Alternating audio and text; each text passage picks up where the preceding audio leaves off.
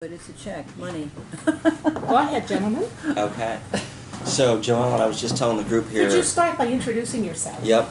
I was just telling the group here, I'm Jeff Chaplin from the US Geological Survey. Chuck and I both work for the Pennsylvania Water Science Center. Our main office is in New Cumberland, just outside Harrisburg. We've got about 45 people there. And we have 3 other offices across the state, one in Exton, Pennsylvania, which is out by Philly, one in Williamsport in north central PA, and then one in Pittsburgh. And each of those offices have about 10 people. So we have 75 to 80 employees. US Geological Survey does a lot of different things, from natural hazards to ecosystems and health, energy and minerals, and a lot of you are probably familiar with the maps. But Chuck and I work in the water mission area, and we deal with water. Our office operates about 300 stream gauges across the state. You might be familiar with when the weather. We swear by those. There you That's go. how we know when to send people out on the water. Right, there you go. Yeah. So when the weatherman comes on and says this Terra Creek or the Susquehanna River's at 5 feet or 10 feet or 20 feet or whatever it is, that's our stream gauge that's being used. So that gives you just a little introduction as to who we are and what we do. But today, I was here to talk about a program that we've been working with for a few years. It's baseline groundwater quality monitoring, and really it came about when there was a lot of activity up in northern Pennsylvania, a lot of Marcellus development, gas development out of the Marcellus play. And we started getting calls from counties and agencies that we cooperate with, like DEP and conservation districts, as there was activity up there, and the calls were asking for all of our groundwater data that we had. What county was that you're talking about? A lot of different counties. It's on your Like map. Homan County. Like Bradford Yeah, County. Bradford Okay. County, like Homan Perfect. County, Like Tioga Homan. County, Susquehanna County, where kind of where there was a lot of activity. So those are really short conversations because we didn't have any data. We have a lot of surface water data. We have some groundwater data for the state, but particularly in rural areas of Pennsylvania, we don't have a lot of groundwater data. So we recognized that there was a need, and it wasn't just us, it was the folks that we cooperate with, that there was a need to establish a baseline to document what the water chemistry conditions were in present day, and to be able to use those data to assess any future changes. But there was no source of funding initially. So there was a lot of talk and a lot of interest, but nothing got done until the Department of Community and Economic Development established a number of grants, one of which was the Baseline Groundwater Quality Monitoring Grant. And it is specifically targeted for domestic supply wells in rural areas, and it's funded through impact fees from Act 13. So just to give you a sense of the kinds of things that we're analyzing for, we cast a pretty broad net. We tried to, because it is a baseline study, so we're collecting samples and analyzing for major ions like calcium and magnesium, metals like heavy metals, trace metals like cadmium, iron, metalloids like arsenic, gross alpha and beta, which is a kind of a assessment of radioactive compounds in the water, bacteria. Bacteria isn't necessarily related to Marcellus, but it's a problem. It's very common for us to find bacteria in wells. So all in all, there's about 140 different constituents, and Chuck has actually done a lot of the analysis for the counties that we've worked in. We've worked in Pike County, Wayne County, Bradford County, Lycoming County, and Potter and Clinton County, where we did this year. So we started in about 2014. And there's a project that's proposed in Tioga County that wouldn't begin until next year. So we won't know if that their grant application has been successful or not until November.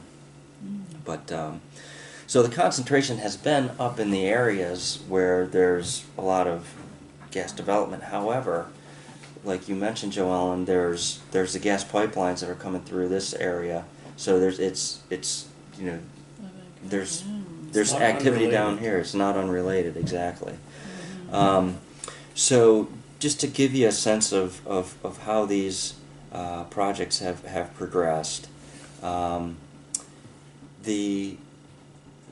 there was a lot of concern, especially when we started working in Lebanon County, because the Marcellus industry provides a lot of jobs.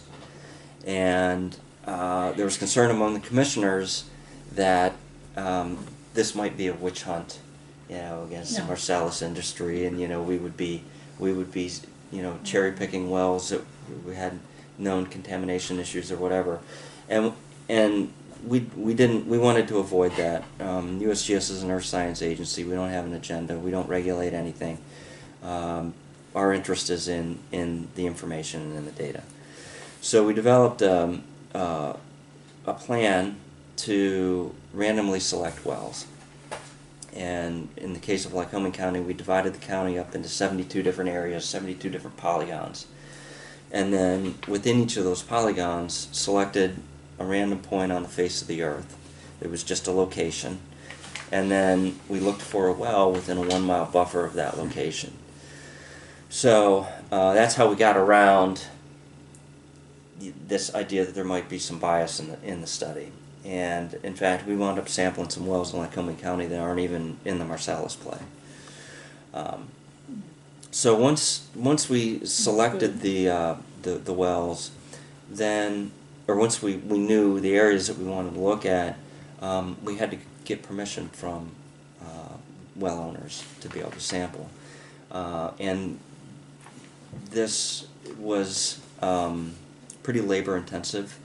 We started with the Pennsylvania Groundwater Information System that some of you might be familiar with. It's a database of well records that's maintained by DCNR, the Topographic and Geologic Survey.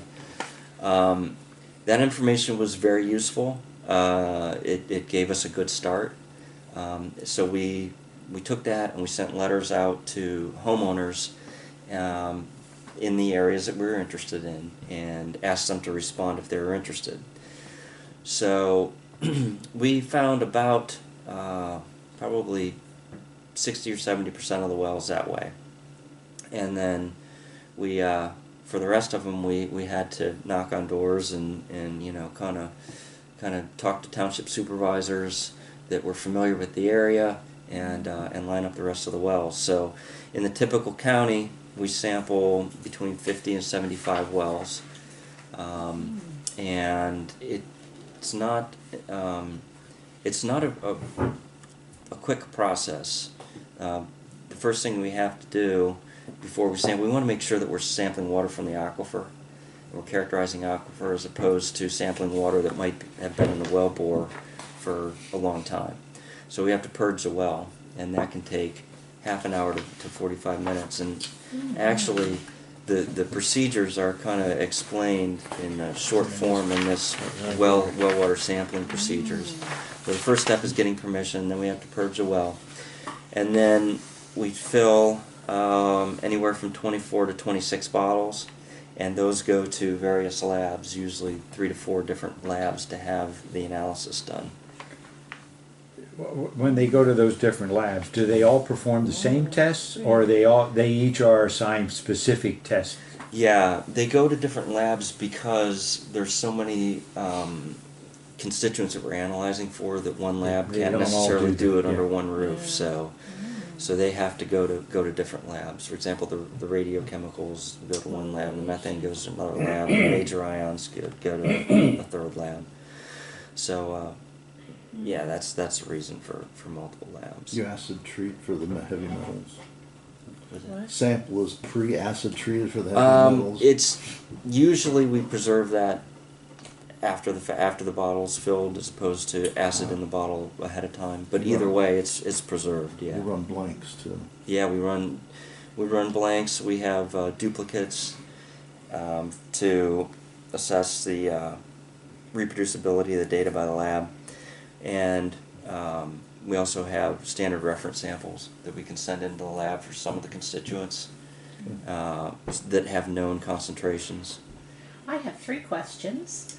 Wow. First of all, can Swatar Watershed Association facilitate application for this grant, or must it go through other entities?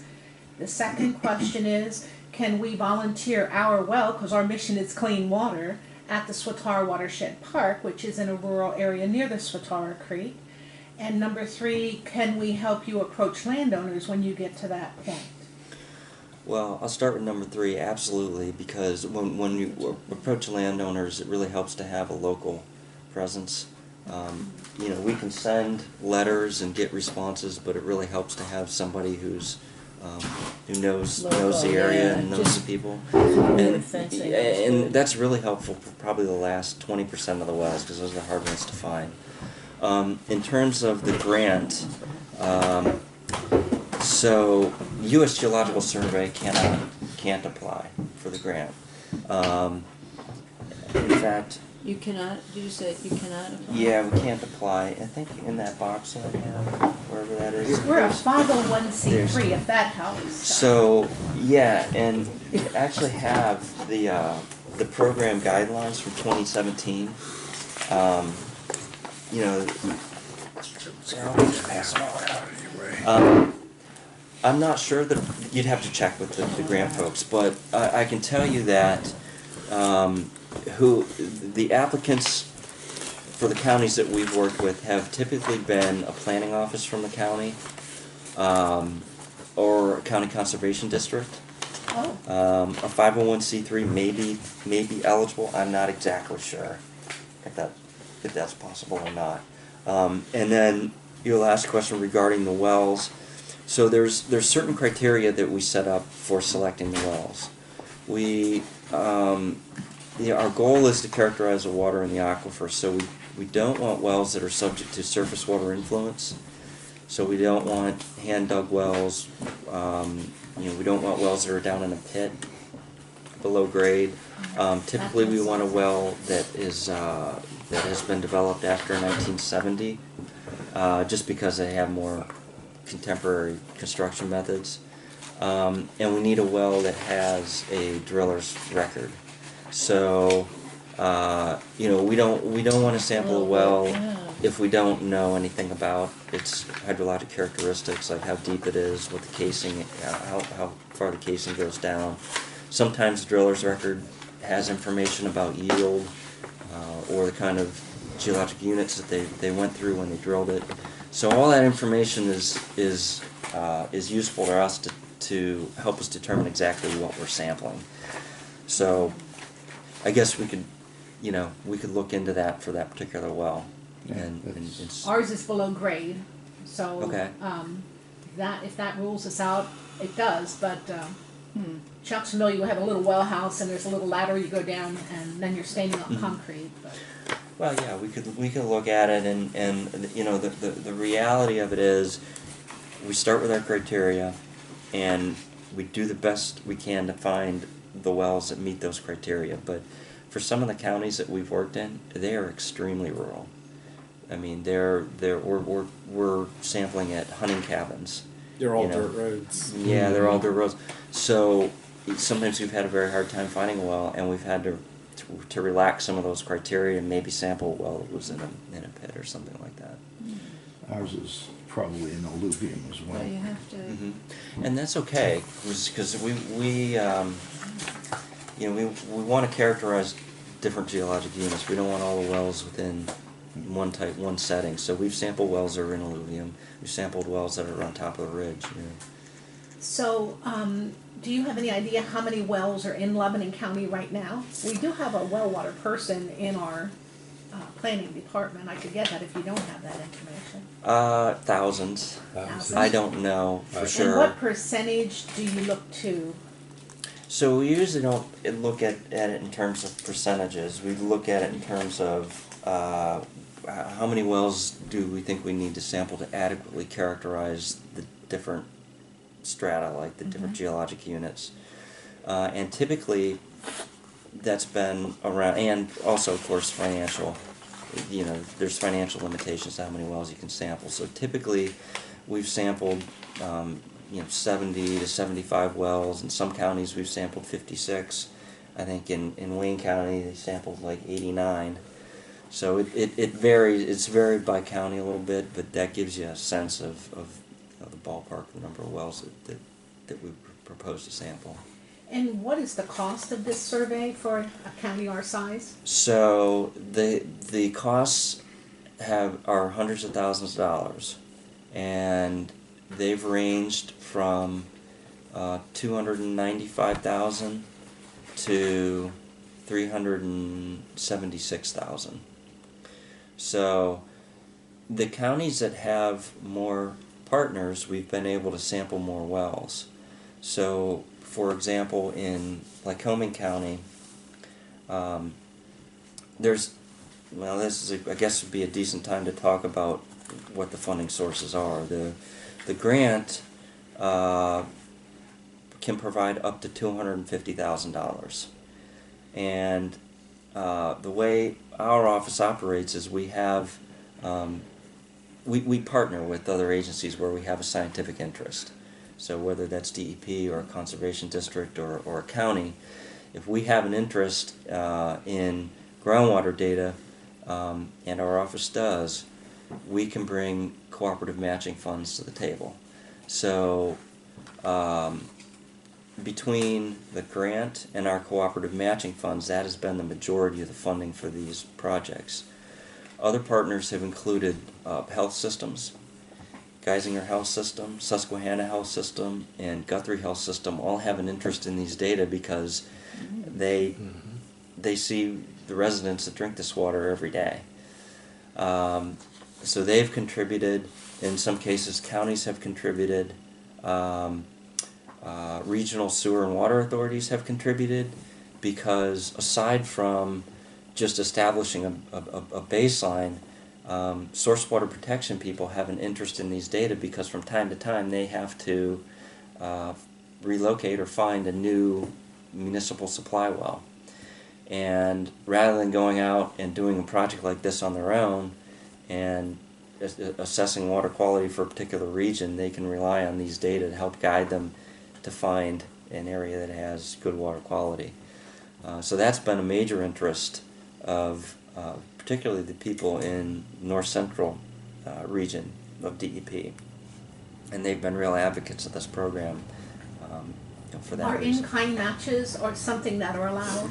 In-kind matches would be looked favorably upon by the folks who review these applications. So in other yeah. words, or if our county GIS would provide data, or if we do feet on the ground helping to knock on doors. Yeah, or mileage and all. just administering the grant funds. And- Yes. Yes, and then when it comes to the grant, is there help to fill in the grant? Chuck shaking his head yes, or no? The grant application. Yes. Yeah, so that's a really good question. We don't fill it out personally. However, enough counties have done this that I'm sure that we could get some assistance. And in fact, like Lycoming County was one of the first counties that we worked with, and they have helped Potter County, Clinton County. So there's a and format others. that we could copy, in other words, and that would answer a lot of questions. I think there's a form that you have to fill out, and I think that one of the other counties, particularly Lycoming County, would be able to provide some guidance on that. And with respect to the grant, so the requirements of it, the short requirements of it, and it's all detailed in that handout. It requires a 15% cash match, and that match, the money that USGS puts in can be counted towards that match. So you know, the funding that we've put in has exceeded that 15% match. Of course, I don't think in-kind, I don't know that in-kind can count towards that. I think it has to be hard cash. But in-kind always looks good on a grant application. Scope of work has to be written by a licensed professional geologist. We would take care of the scope of the work. Notification of municipalities where the project is proposed. A requirement of the grant is that you have to notify the municipalities that, you know, we're going to be applying for this grant and out on the landscape if it's successful. We need a letter from Department of Environmental Protection confirming that the appropriate data collection standards are proposed, and we could facilitate that. I know the person that has reviewed them up in the North Central region, so they would be able to help guide us with who would review it here. Funding commitment letters from project partners are needed, and then a resolution requesting the grant by the governing body. So in the cases where the Planning Commission has applied, that's been the county commissioners that have done that, and there's a sample for the resolution in the application package. So So it sounds like really our next step would be to ask the county perhaps to facilitate a meeting between all the municipalities, the Conservancy, the Conservation District, the water authorities, and of course the Watershed Association. And there's also a Quiz-the-Hill Watershed Association. So they sound like they could all be partners in this to make it happen. So if we are able to, I know the township supervisors have a meeting come up. I don't know if their entire agenda is set. If you could present that, or if we could do a meeting, because every once in a while the county does a meeting and invites those entities to it. So if I can try and see if we can get that pulled together, would we get back to you, and would you be willing to do a second presentation Sure. to those entities? yeah, sure, absolutely. Just to give you a sense of the timing of it, so the grant, the announcement hasn't come out yet for the 2018. Okay. Once that comes out, and it typically comes out in November, and applications are due usually at the end of May or the end of June. So we have some time. Once the applications are submitted in May or June, then the announcements are made in November of the following year. Say that again. Or in November of the same year. So once the applications are submitted in May or June, and the announcements are made in November. So realistically, what we would be looking at here is, applying in the spring of 2018, and then we would hear whether it's successful or not in November of 2018. And so then you would, since you do the work in the summers, that means the groundwork would be 2019? That's correct. So the field work Field. would actually take place in 2019, and the reporting would take place towards the end of 2019 and the beginning of 2020, and the final interpretive report would then come out in 2020. Okay. And I have some examples of those reports if you're interested from like Sure. I think the more information I have, I can share it with our conservation district. And like Yeah. Dick is on the Pass conservancy board. Bob Arnold, who's not here today, is on the conservation district board. So we have Yeah, Tom, there's- who's a township supervisor, there's some from, me, who's a commissioner, Commissioner. Ann's with the Quiddy watershed, Didn't have it. Fred is with the Little Sitar watershed. Actually, So- there's no watershed, it's just the EAC group. Yeah, okay, but the point is, we have representatives from a lot of the groups that you're suggesting we form a coalition with, represented on this board. So we can certainly work on trying to educate and ask for a meeting so that you guys could ask for a formal letters or resolutions or proclamations, whatever you're asking Yeah. for.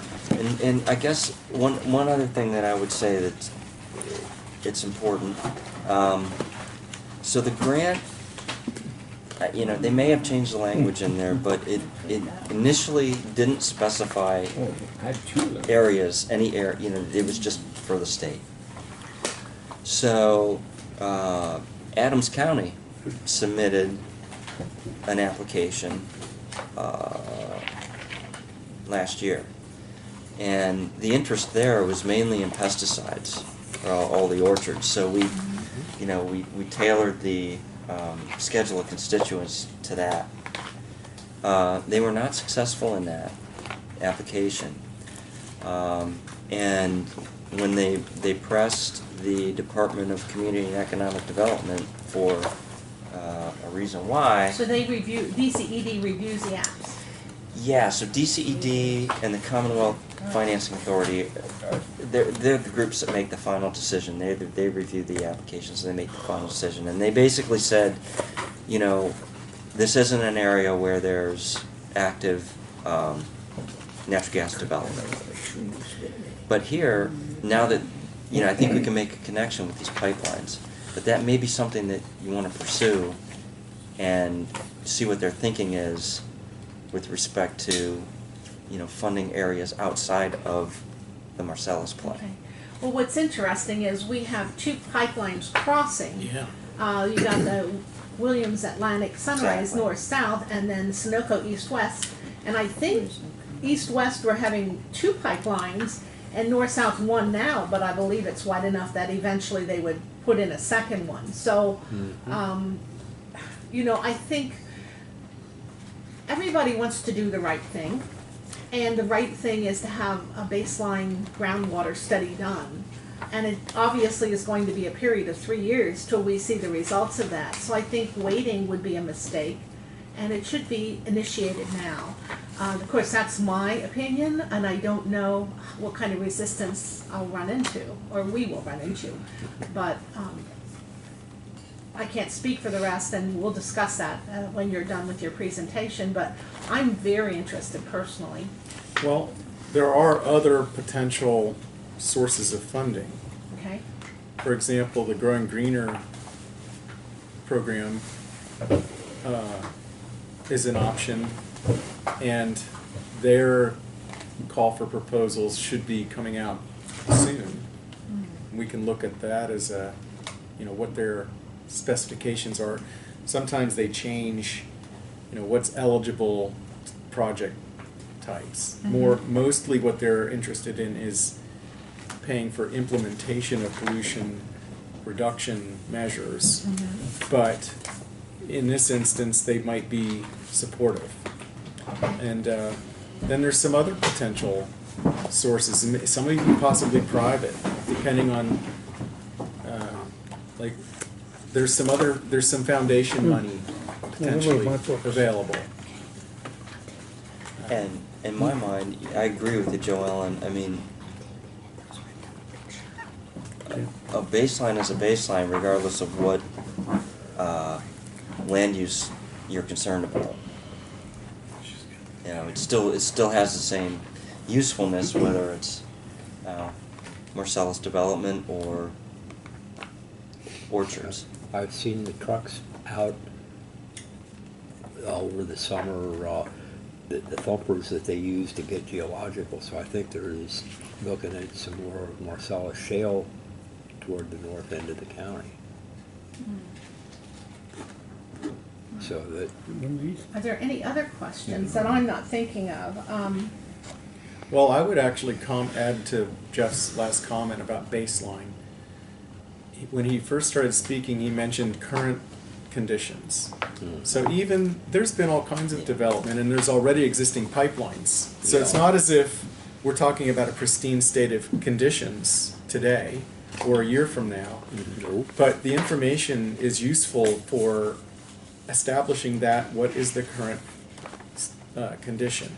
And for example, in the northern tier counties where we did a lot of the baseline sampling, the Marcellus drilling had been active already for years.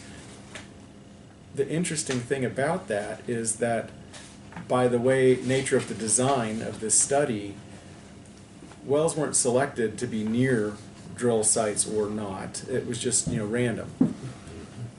by and large, we didn't see in the water what might be interpreted as effects from drilling. We did see in the water characteristics that might have otherwise been interpreted as coming from drilling. In other words, there were naturally, okay, so what comes up a Marcellus well that wasn't in the water to begin with? Methane. Things like methane, Methane. And salts, various brine constituents. And so you've heard about these brines or the flowback waters. Where's that coming from? It's coming from the rock. It's coming from that depth. And you're basically facilitating the movement of that material to the surface. There are a number of instances of naturally occurring brines in Pennsylvania. Like there's a state park called Salt Spring. And these are just waters that come from depth that have brine influence. And so one thing that we observed in every county study is there is a subset of wells that has this signal. There are also other sources of brine, for example, road salts. When you're spreading salt on the roads, that can get into the... Tons and tons of Yeah, and there's a lot of that. And what we found is there's sort of this bifurcation where you have some wells follow this sort of mixing line to what might be considered a deep brine, and others follow a mixing line that's maybe associated with a road salt. And Runoff.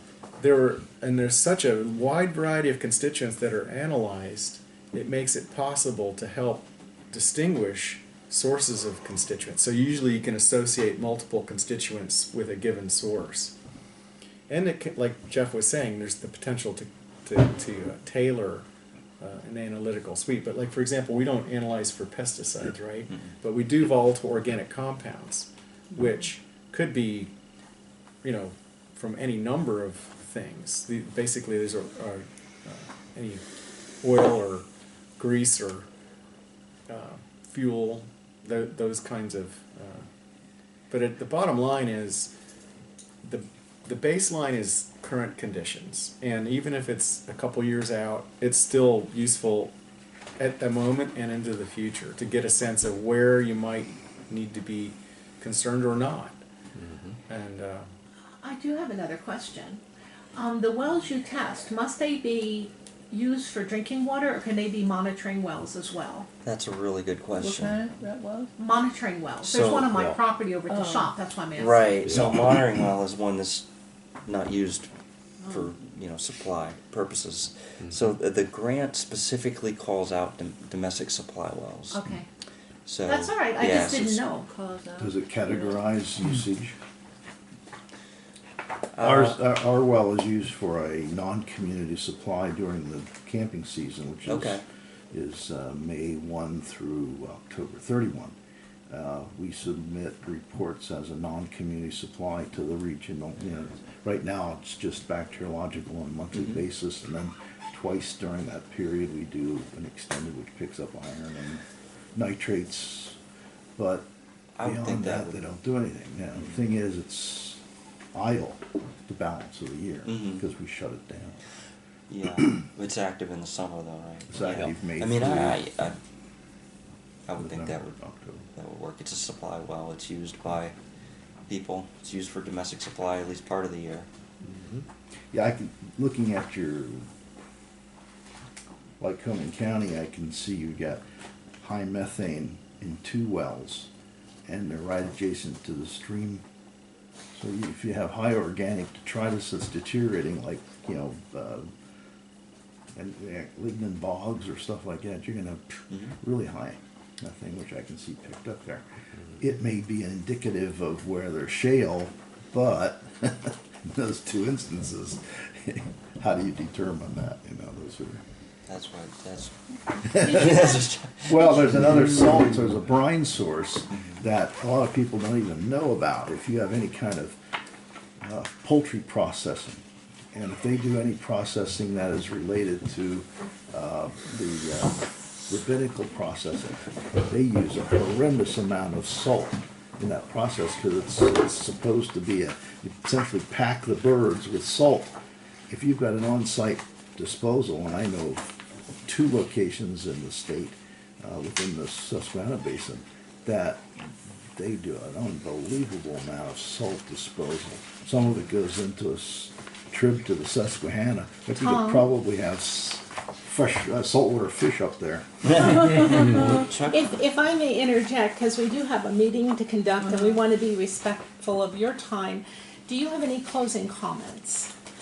Well, Chuck might want to speak to the methane source. He did a lot of work on that. Okay. Yeah, so one of the things we analyze for the and not just on every sample, but the samples that have elevated methane concentrations, we've characterized those for the isotopic composition. So looking at the carbon and hydrogen isotopes in the methane, and in general, and also the carbon, the hydrocarbon compounds themselves. So there's methane, ethane, propane, and so when microbes generate methane, those higher chain hydrocarbons tend not to be present. And those, we call those microbial methane. And then the kind of bog situation you're describing, that might be the characteristic. Whereas with the methane from the thermogenic source, or the deep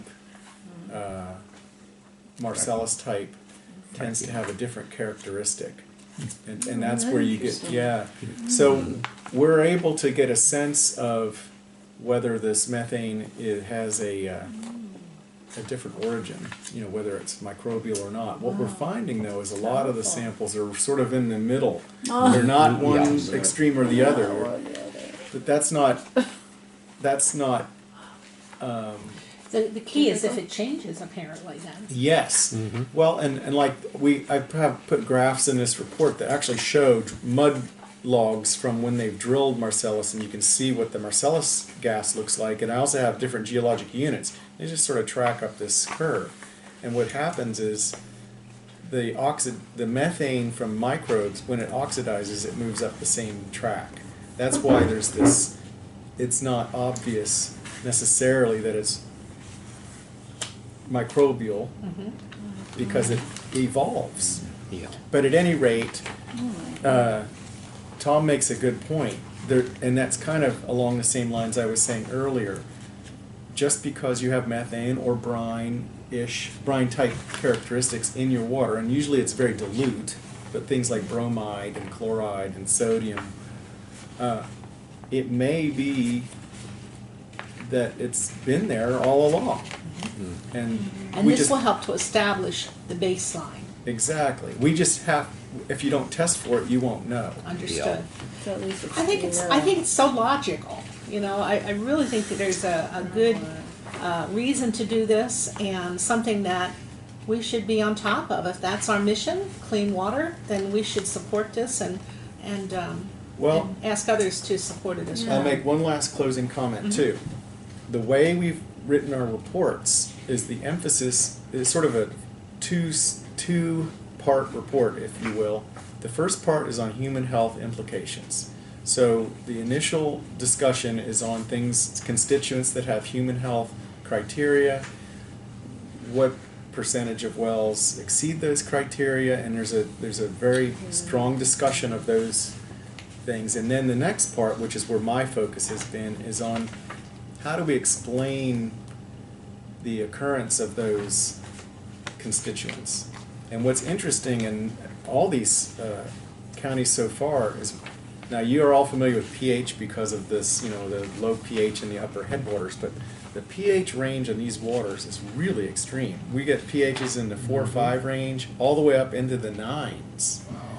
And with that wide range of pH, you can have a wide range of mobilities of things like arsenic, which is mobile at high pH, or metals, which are mobile at low pH. So you see sometimes, it's one versus another sometimes, but You'll see 10s down there. Well, the point is, we have the data to actually understand what we're observing. So like if you're just sampling for nitrate and not other parameters, sometimes it's hard to understand the origin of that nitrate. But if you have a whole bunch of information to try to fill in these gaps, we can tell that story. May I ask one closing question? Does it matter, for instance, the Lebanon County is the majority in the Swatara or Susquehanna or Chesapeake Bay Basin, and the southeast end of the county is the Delaware Basin, essentially. That's okay that we have a little bit of Delaware and a lot of Chesapeake? Yeah, I think so, because we've actually worked in, Both. well, yeah, in both, like these two counties here, Pike County and Wayne County, they're in the Delaware Okay. Basin. The rest are in Susquehanna All right, Basin. so the basin So, doesn't matter? I don't think so. Okay. I think the big issue is you know, how receptive DCED and the Commonwealth Financing Authority would be to working outside of the Okay. Marcellus play, and that's something that we could explore. All right. Just a quick question, did the League of Women Voters ever contribute money to this or not? No, I just wondered. not the this other day. particular. Because this was a pretty big. We used to do a lot of water study This stuff. was, this was big Yeah. because we were at Penn State and they had Nebraska, the groundwater chief from Mhm. this big area, and it was national, and there was a lot of groundwater work done then, and that was in the 70s. Mhm.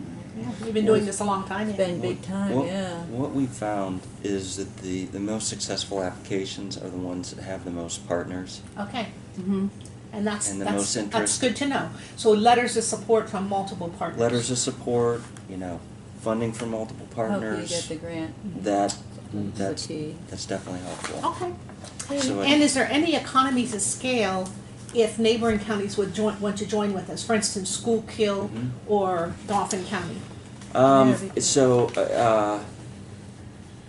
there may be some, but we actually looked at that because we put together a proposal for multiple I'm counties. just looking at the watershed, in other words. Yeah, we could- Yeah, I mean, Even birds. at the end Birds, of too. at the end of the day, you still need to get people to the well. Okay. So, So you That's- prefer to stay to that's- Still county? want local. well, I guess what I'm saying is there's not a lot of cost savings Okay. by doing multiple counties. All right. And what let's see, the most DCED has funded is 2 counties. Okay, so Mhm. 2 can be done. Yeah, So we if did. Schuylkill or Dauphin or Berks would say, hey, we want to be part of this, it's okay. I think that here, my experience is yes, two got funded last year, Potter County and Clinton County. So we actually we're wrapping up that sampling now. Okay. I think if there's interest, it pays to put the application together and get it submitted, even if you don't get it the first year. For example, Bradford County, they submitted 3 years in a row. The first 2 they didn't get it, and the third time they got it. Okay. And you know how they make those decisions. I'm sure there's some political things that are going on there, but you know it pays to get it in the pipeline and show that there's interest, and to keep Going trying. back. Yeah. And Jeff's been continuing to try to educate the various county entities in the northern tier on, and actually as these studies have been completed, it becomes they're more receptive. Okay. They recognize this isn't that witch hunt that maybe, or, you know, it's not Right. gonna put someone out of business. It's Right. that's not the objective. Okay. Gentlemen, thank you. I was gonna ask if you